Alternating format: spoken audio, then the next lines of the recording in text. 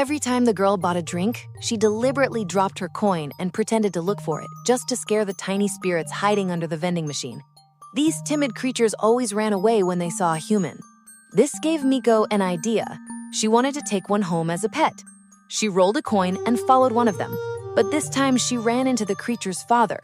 The larger spirit glared angrily as Miko tried to calmly pick up the coin without revealing she could see him. When she touched it, the spirit slammed his hand down to test her. She trembled, unable to lift it. The spirit exhaled a foul breath toward her, and Miko almost screamed. Suddenly, a crow swooped down and grabbed the coin, saving her. Over time, Miko's ability grew stronger. She began seeing even bigger spirits in her house, including one that could talk. Terrified, she pretended to eat breakfast normally as the spirit tested her by licking her food.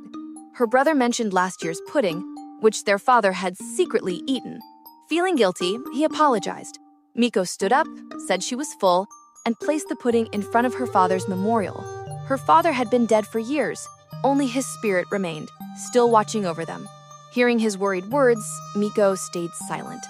The next night, at the bus stop, another spirit tried to test her, repeatedly asking if she could see him. Outwardly calm but terrified inside, she pretended to play on her phone. Disappointed, the spirit left.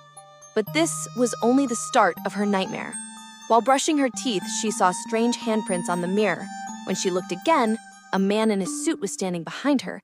He slammed his hand on the glass and twisted his neck fully, staring at her. Miko pretended to clean the mirror to hide her fear, but the creature remained for minutes before disappearing. She rushed to her room, grabbed coarse salt, piled it into a bowl, and placed it in a corner for protection. She studied more charms and hid under her blanket to sleep. But the blanket suddenly moved on its own. Knowing she had no pets, she pulled it back and found another monster. Trembling, she stayed silent. When she arrived at school the next day, she noticed something worse. There were more monsters than usual, and one of them was attached to her best friend, Yuri.